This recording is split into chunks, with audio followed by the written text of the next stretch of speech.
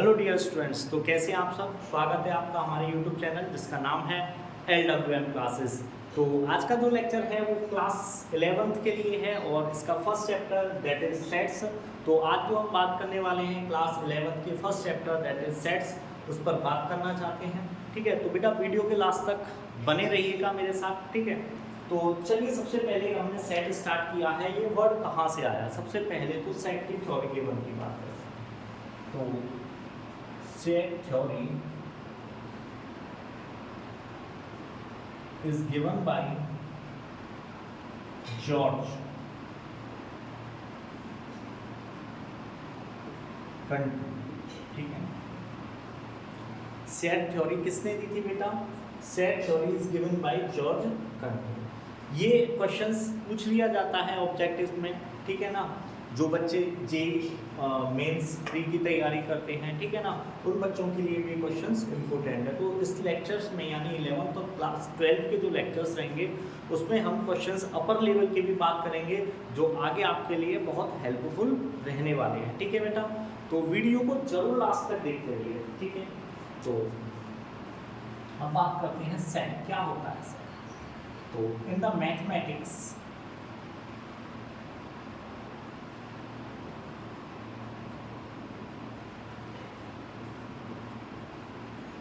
set is a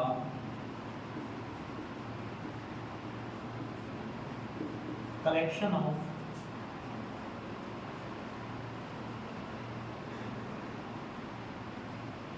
well-defined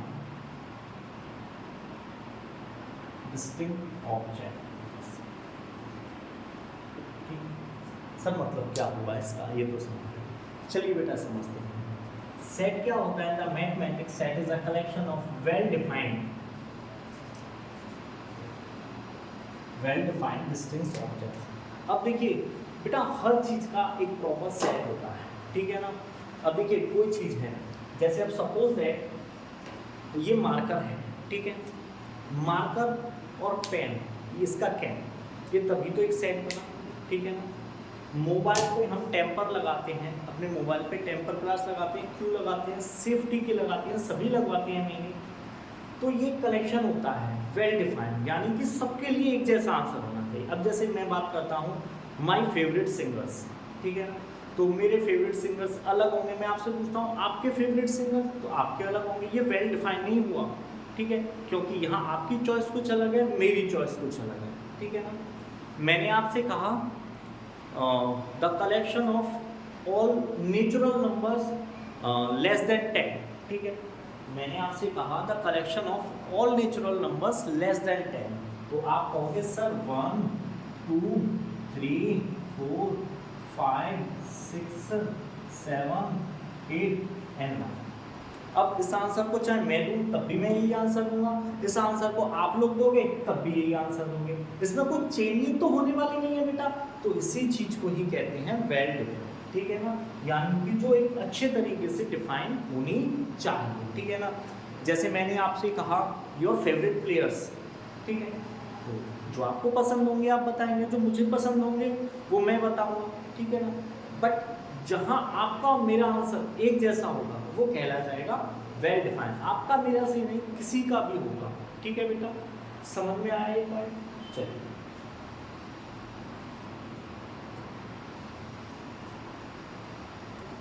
one more point लिख लेना।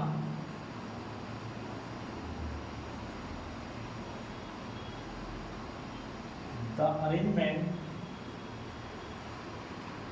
Of the objects does not matter in a set।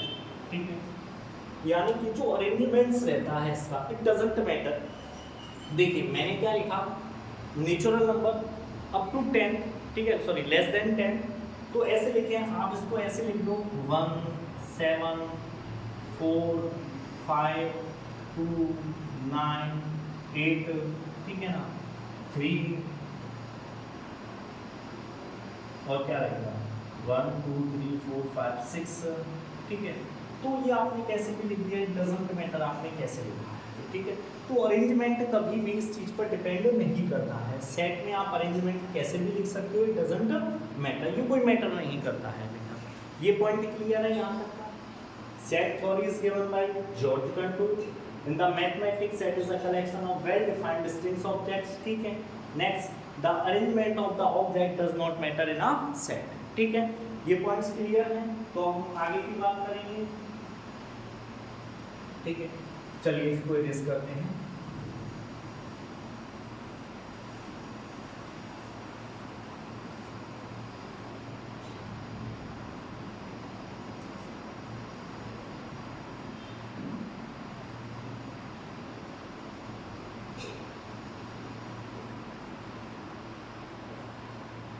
Representation of sets, ठीक है। क्या बेटा? Representation of sets, sets को कैसे रिप्रेजेंट किया जाता है। तो सबसे पहले बात करेंगे हम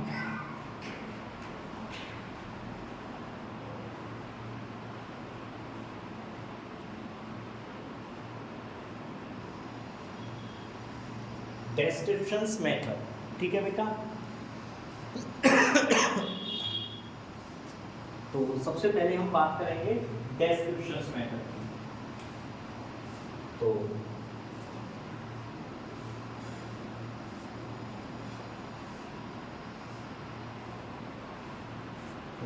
description is usually enclosed in curly bracket। देखिए क्या होता है, कभी भी किसी सेट को हमें लिखना है, कुछ भी करना है, तो उसको हम किसके अंदर लिखेंगे बेटा? एक कर्ली ब्रैकेट के अंदर। मैंने यहाँ लिखा A एंड B, ठीक है। ये इसके एलिमेंट्स कहलाए जाते हैं। इनको क्या बोलते हैं बेटा? एलिमेंट्स। ये क्या कहलाए जाते हैं? या तो हम इनको बोल देंगे एलिमेंट्स, या हम इनको क्या बोलेंगे? ऑब्जेक्ट्स, ठीक है। ये एक सेट के क्या होते हैं? या तो हम इनको बोलते हैं ऑब्जेक्ट्स, या हम इनको क्या बोलते हैं? एलिमेंट। क्लियर है बेटा ये पॉइंट? ठीक है। तो description is usually enclosed in a curly bracket, तो ये कर्ली ब्रैकेट में रखते हैं, ठीक है। चलिए अब बात करते हैं आगे।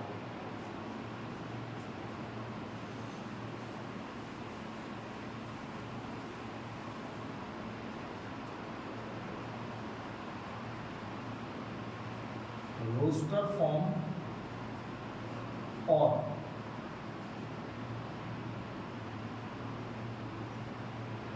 टेबुलर फॉर्म, ठीक है बेटा। किसकी बात करेंगे हम? रोस्टर फॉर्म और टेबुलर फॉर्म। तो इन this method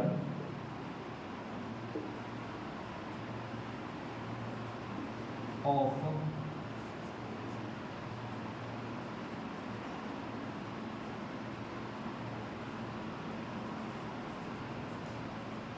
in this method of representing a set that lists all the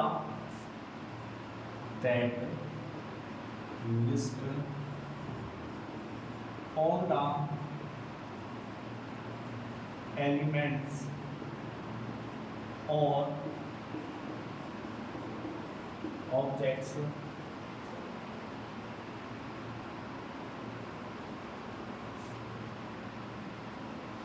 representing a set that lists all the elements and objects in the set separated by commas and enclosed in curly bracket, ठीक है बेटा। इस definition को पहले अच्छे से समझो, ठीक है। In the method of representing a set that lists all the elements or the objects in the set separated by commas and enclosed in the bracket, जैसे कि मैंने आपसे कहा, एक एग्जांपल लेते हैं इसका।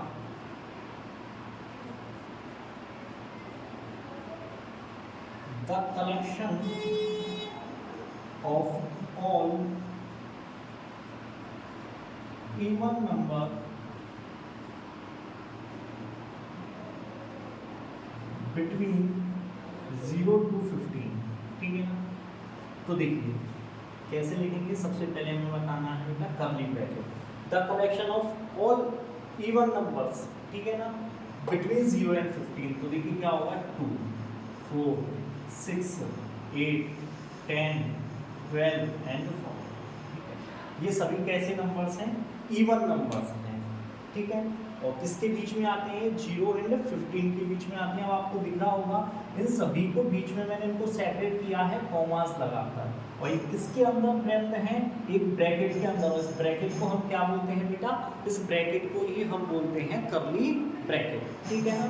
ये डेफिनेशन नोट कर लीजिएगा बेटा, ये डेफिनेशन बहुत हेल्पफुल रहती है आप लोगों को, ठीक है ना। इसको अच्छे से किया,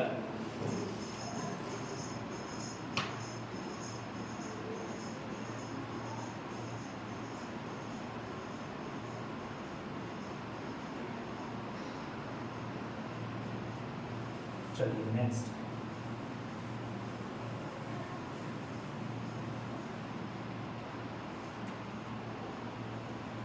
सेट बिल्डर फॉर्म और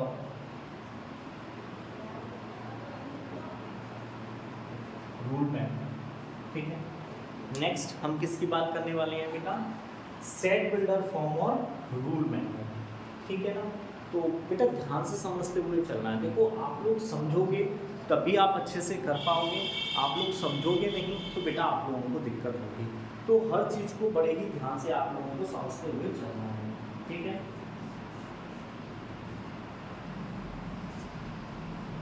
the notation sets built by the notation set built by the classifying numbers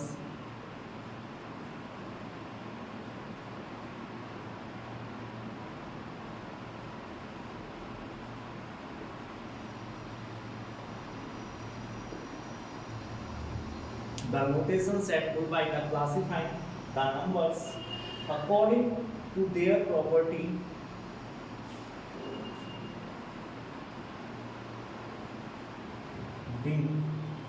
to their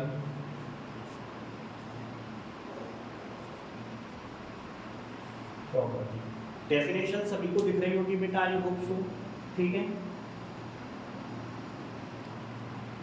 ये हो गई इसकी definition. And one more point, in this method we used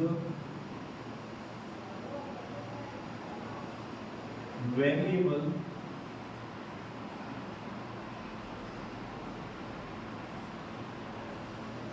say x2, in this method we used variable, ठीक है, say x2 represent the elements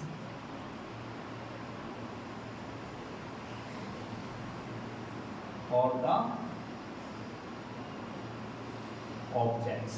The notation set built by the classifying the number according to their property. In this method we used variable say x बोल लीजिए, y बोल लीजिए, doesn't matter, to representing the elements of the objects, ठीक है।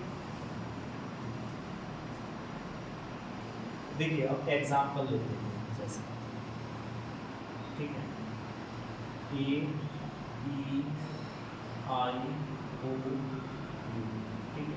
ये कोई एक set है, ये कोई एक सेट है बेटा, जिसको हमने क्या मान लिया, A, E, I, O, U, ठीक है।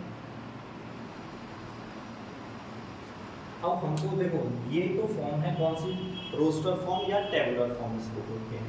अब हमें इससे बनानी है सेट बिल्डर फॉर्म या रूल मेथड, ठीक है ना। तो सेट बिल्डर फॉर्म क्या होगा,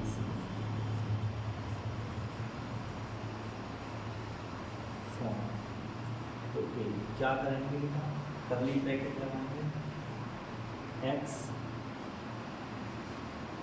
such that x is the vowels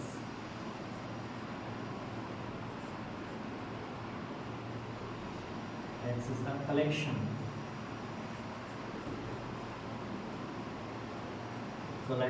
of vowels in English alphabets.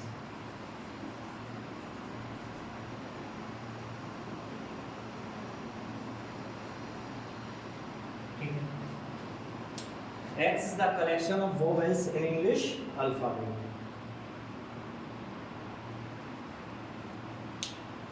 ठीक है, तो यानी ये सभी क्या है, कलेक्शन है। किस चीज का कलेक्शन है बेटे, वोवेल्स का, इंग्लिश के अल्फाबेट जो होते हैं उनके वोवेल्स का, या हम लिख सकते हैं S is the vowels in English alphabets। ठीक है, देखिए बेटा इन साइनों के भी मीन याद रख लेना। देखिए ये वाला जो साइन है यहाँ लिख देता हूँ, इस वाले साइन को हम क्या बोलते हैं, सच दैट। क्या बोलते हैं, सच दैट। ठीक है, जैसे जैसे आते जाएंगे मैं आपको सारी चीज़ें बेटा बताता जाऊंगा कौन सी चीज़ क्या होती है। ठीक है ना, आज मैं थोड़ा बड़ा लिखने की कोशिश कर रहा हूँ क्योंकि अभी तक मैंने जितने भी लेक्चर्स बनाए हैं उसमें फ़ॉन्ट साइज छोटा रह जाता है, तो इस वजह से 1 बाय 1 हम सारी चीज़ों को करेंगे इस लेक्चर में। ठीक है ना बेटा, ठीक है। अब चलिए इसको इरेज कर दें, ये तो हो गई रिप्रेजेंटेशन ऑफ सेट्स। अब बात करेंगे हम टाइप ऑफ सेट्स की। ठीक है ना, कि सेट्स कितने टाइप्स के होते हैं। ठीक है, चलिए इसको इरेज करते हैं।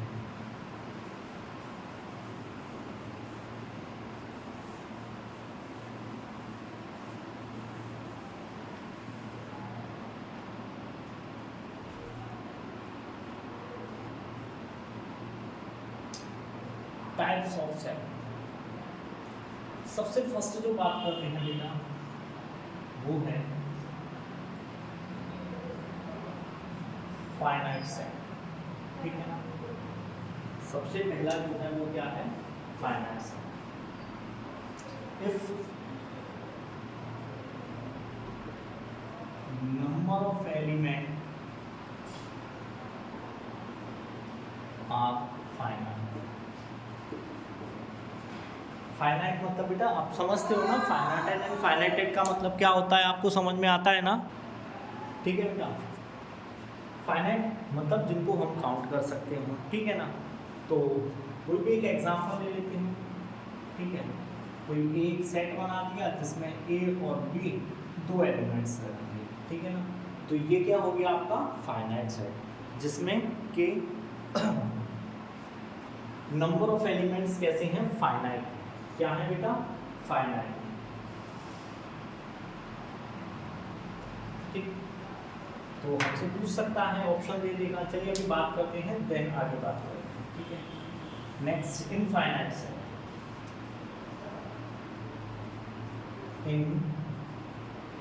Infinite set, if number of elements are infinite.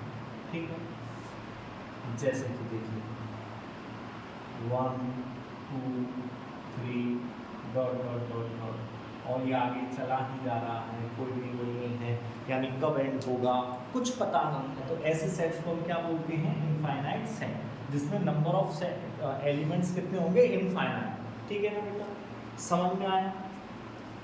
चलिए अब बेटा थोड़ी सी बात कर लेते हैं, एक वन मोर पॉइंट है कि कार्डिनल नंबर जो होता है, कार्डिनल नंबर भी हम बात करेंगे क्या होता है। कार्डिनल नंबर जो होता है वो इनफाइनाइट सेट का कभी नहीं बताया जा सकता, वो ओनली किसका बताया जा सकता है, फाइनाइट सेट का, कार्डिनल नंबर। ठीक है, तो चलिए अब इसी टॉपिक पे बात करेंगे।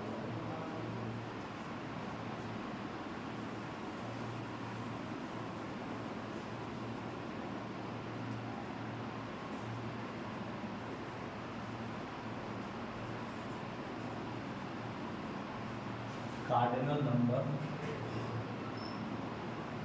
ऑफ सेट बोल लीजिए इसको, या आप इसको ऑर्डर ऑफ सेट, ठीक है। आप इसको क्या बोलेंगे, कार्डिनल नंबर ऑफ सेट। तो देखिए डेफिनेशन क्या होगी, number of element in a set as known as the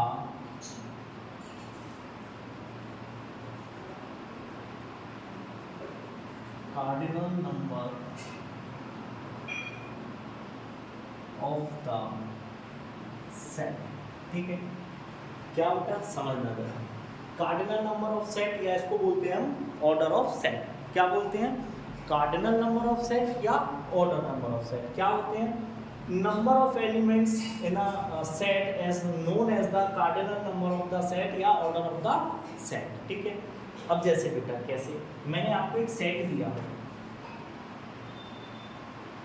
ए ई आई ओ और यू, ठीक है। यहाँ कितने एलिमेंट्स हैं, 1 2 3 4 5।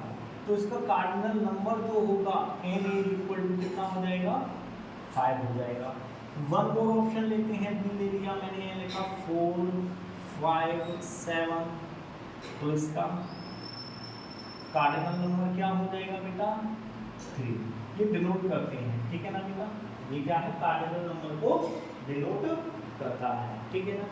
अब देखिए वन मोर एग्जांपल, मैंने कहा एक सेट और ले लिया सी सेट, जिसमें लिखा a, b, ठीक है।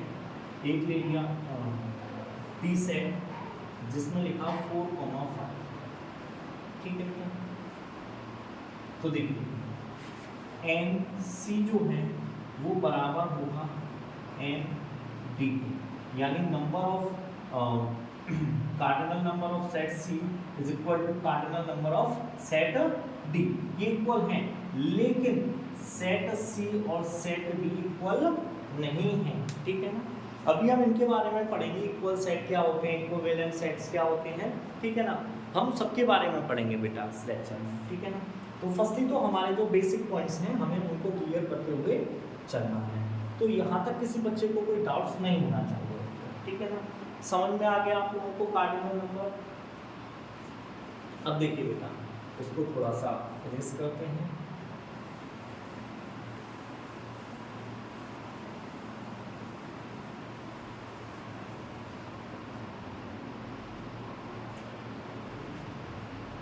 देखिए कुछ स्टैंडर्ड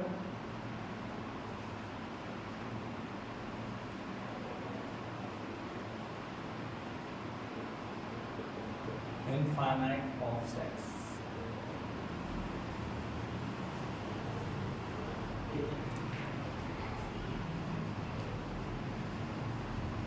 देखिए अब थोड़ा सा बेटा समझते हुए चलो, ठीक है ना। ये कभी कभी क्या होता है, कुछ अल्फाबेट्स हमें मिल जाते हैं और उसके अकॉर्डिंग हमें इनको बताना होता है। देखिए कभी कभी क्या होता है, हमें सिर्फ एक ऐसे कैपिटल लेटर में एन दे देगा, तो इसका मीन हमें समझना होगा ये क्या है। सबसे पहले तो एक इनफाइनाइट सेट होगा, किसका होगा, ठीक है ना, तो उस पर ध्यान देना है आपको। ये किसका होगा, set of all natural numbers, ठीक है। वहीं आपको बेटा W मिल जाए तो ये क्या होगा, सेट ऑफ ऑल होल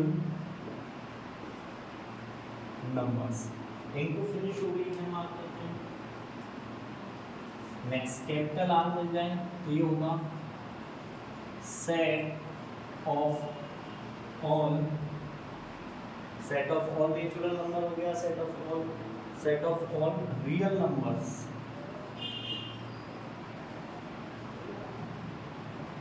ठीक। देखिए आपको कहीं जेड मिल जाए या कैपिटल आई मिल जाए तो ये क्या होता है, सेट ऑफ ऑल इंटीजर्स, कहीं आपको z प्लस मिल जाए, i प्लस मिल जाए, तो ये होगा सेट ऑफ ऑल पॉजिटिव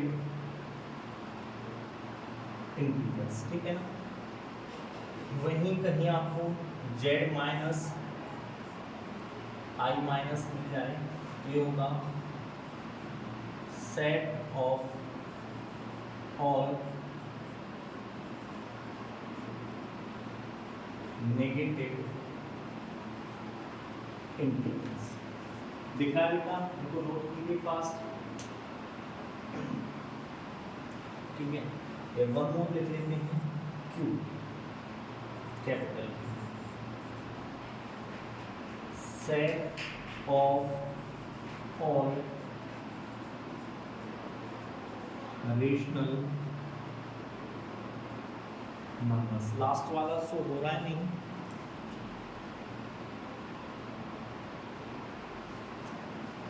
ठीक है।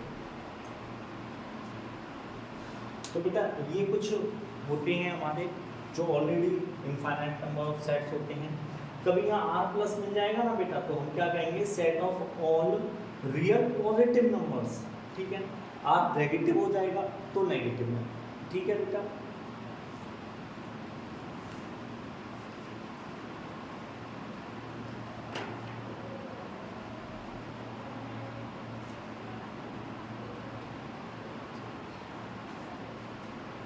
इसको इरेज कर देते हैं।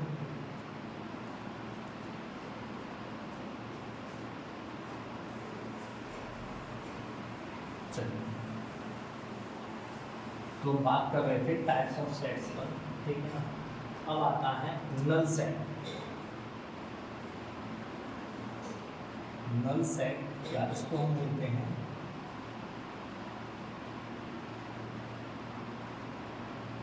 Empty set. क्या होता है, ठीक है। चलिए, if the number of elements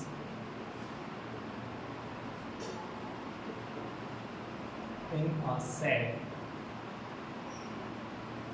is 0, then it is called a null set, ठीक है। जब किसी भी एक सेट में कोई एलिमेंट ही ना हो, यानी कि कोई एलिमेंट ही ना हो, जैसे कि देखिए मैंने ये सेट बनाया, ठीक है, इसमें कोई एलिमेंट ही नहीं है, तो इसको क्या बोलेंगे हम, नल सेट या एम्प्टी सेट, ठीक है। इसको क्या बोलेंगे, नल सेट या एम्प्टी सेट, ठीक है ना। इसको हम फाई से भी डिनोट करते हैं, ठीक है। इन दोनों को ही हम क्या बोलते हैं, नल सेट या एम्प्टी सेट। चलिए नेक्स्ट इसी की आगे लिख लेते हैं, सिंगलटन सेट, ठीक है। सिंगलटन सेट क्या होता है, तो ये ध्यान रखना, if the number of element in a set is 1, then it is called a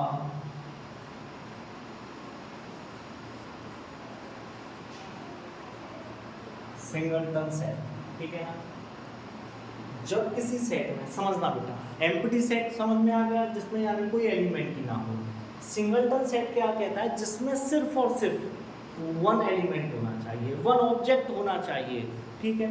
जैसे इसके एग्जांपल ले लेते हैं बेटा, एक सेट बनाया मैंने एक, जिसमें सिर्फ एक ही ऑब्जेक्ट, वन मोर सेट बनाया बी, जिसमें भी सिर्फ एक ही ऑब्जेक्ट है या एक ही एलिमेंट है।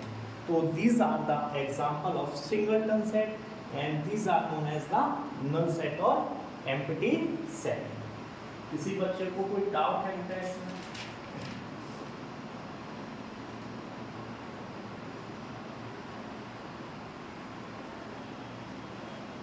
होना भी नहीं चाहिए। चलिए इसको इरेज करते हैं बिना।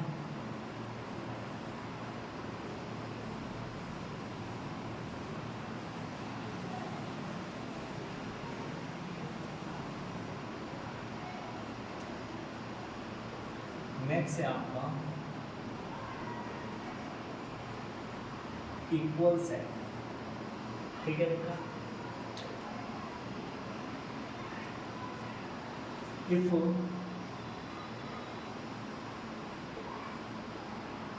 all the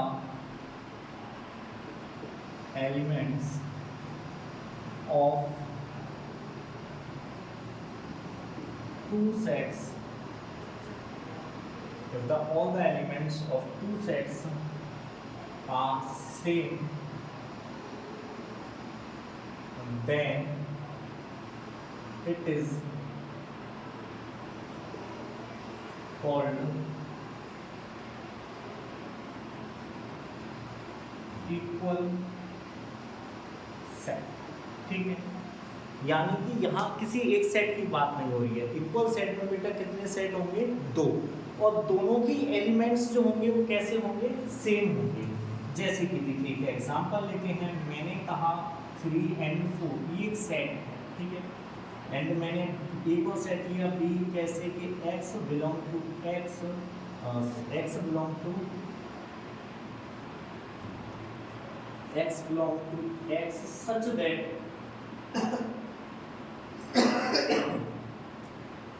x belong to x square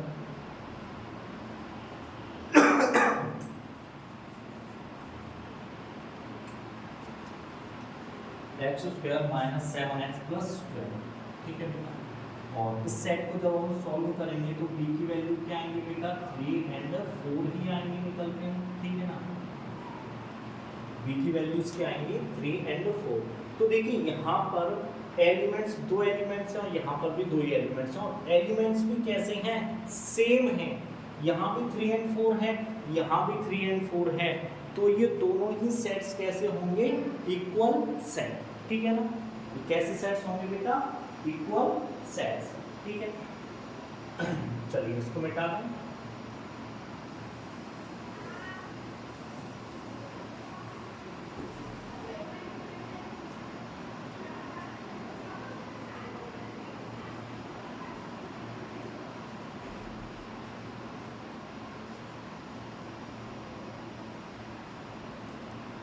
equivalent set. देखिए if cardinal number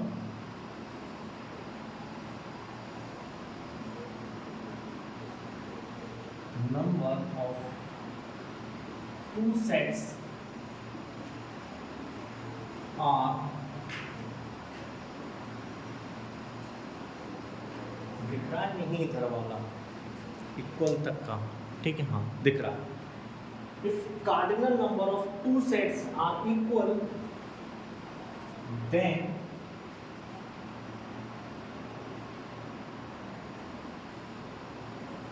they are called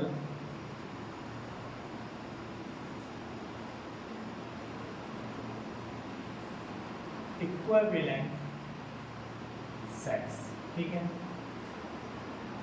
जब कार्डिनल नंबर दो सेट्स का एक जैसा हो, देखिए बेटा, जैसे मैंने एक सेट लिया 1 2 3 4 5, ठीक है। वन मोर सेट लिया बी, ठीक है, यहाँ रखा A E I O U, ठीक है। जरा समझना, तो देखिए एन ए कितना है? 5 है। यहाँ देखिए एन बी कितना है? ये भी 5 है। एन ए और एन बी दोनों ही 5 हैं, यानी इसके कार्डिनल नंबर और इसका कार्डिनल नंबर दोनों का सेम है। Then they both are equivalent set, यानी कि इसके नंबर ऑफ एलिमेंट्स जो हैं वो इक्वल होने चाहिए। अगर यहाँ पर 6 ऑब्जेक्ट्स हैं या 6 एलिमेंट हैं तो यहाँ पर भी 6 ही होने चाहिए, तभी हम इनको क्या कह सकते हैं? Equivalent sets. अगर सपोज दैट मैंने क्या किया, एक सेट लिया सी, यहाँ लिखा 4 and 5, वन मोर सेट लिया ई, यहाँ लिखा मैंने 786, ठीक है। अब आप देखिए यहाँ 2 एलिमेंट्स हैं या 3 एलिमेंट्स हैं, तो मैं बिल्कुल नहीं कह सकता कि ये दोनों ही सेट जो हैं वो कैसे हो सकते हैं, इक्विवेलेंट सेट हो सकते हैं। तो ये दोनों इक्विवेलेंट सेट नहीं हो सकते हैं बेटा, ठीक है, क्लियर है। चलिए नेक्स्ट,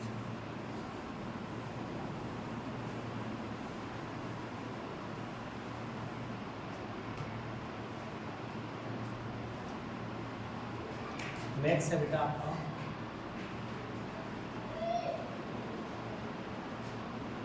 यूनिवर्सल सेट, ठीक है। नेक्स्ट क्या है, यूनिवर्सल सेट। तो a set that has all the elements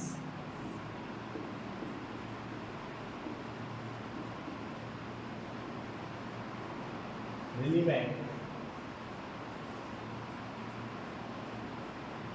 to a question। जरा समझना इसमें क्या मीन होता है बेटा, जरा थोड़ा सा समझ लेना इस बात को कि यूनिवर्सल सेट क्या होता है। A set that has all the elements relevant to our questions. तो यानी हमें जो भी क्वेश्चंस दिया गया उससे रिगार्डिंग हमें जिन जिन एलिमेंट्स की ज़रूरत है वो सारे की सारे किसी एक ही सेट में मिल जाए, उसी सेट को ही हम क्या कहते हैं, यूनिवर्सल सेट, ठीक है ना बेटा। समझ में आया, आई होप आप सभी को समझ में आया होगा। तो बेटा आज के लेक्चर में हम सिर्फ यहीं तक करेंगे। नेक्स्ट जो लेक्चर होगा उसमें हम अभी इसके इंट्रोडक्शन पर ही बात करेंगे। अभी तो इसका इंट्रोडक्शन चलेगा, आफ्टर दैट हम एक्सरसाइज स्टार्ट करेंगे। तो आई विल ट्राई कि आपका इंट्रोडक्शन मैं नेक्स्ट लेक्चर में फिनिश कर सकूं। देखिए बेटा सबसे इम्पोर्टेंट थिंग होती है किसी चैप्टर का इंट्रोडक्शन अच्छे से करना। अगर आपको ये सारी चीज़ें समझ में आ गई तो आगे तो आपको कोई प्रॉब्लम ही नहीं आएगी। अभी तो देखिए बहुत कुछ रह गया है हमारे पास करने को, तो हम सब कुछ करेंगे, डोंट वरी। आपको सारे नोट्स प्रोवाइड कराए जाएंगे, किसी चीज़ को आपको लेफ्ट नहीं रहने दिया जाएगा। आपके सिलेबस में जितनी भी चीज़ें आ रही हैं वो सारी कराई जाएंगी। एंड मैं कोशिश करूँगा कि जो आ रही हैं उससे भी अपर लेवल आपको करा सकूँ, सो दैट इन फ्यूचर आपको इस टाइप्स के क्वेश्चंस में कोई भी प्रॉब्लम्स ना हो, ठीक है बेटा, क्लियर है। तो आज के लेक्चर में बस यहीं तक हमारा साथ है। अगर आपको ये वीडियो पसंद आई तो हमारे चैनल को लाइक करें, वीडियो को ज़्यादा से ज़्यादा फैलाएं, चैनल को सब्सक्राइब करें, अपने दोस्तों तक फैला दो यार। इस बार आपका 11th है, नेक्स्ट ईयर 12th भी आएगा, तो अच्छे से पढ़ाई कीजिए। तो हैव अ नाइस डे बच्चे।